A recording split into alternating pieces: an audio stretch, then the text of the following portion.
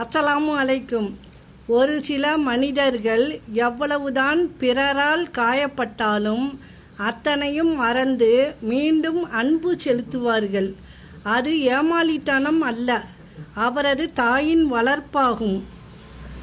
எனக்கு பிரச்சனை என்று ஒருபோதும் சொல்லாதீர்கள்.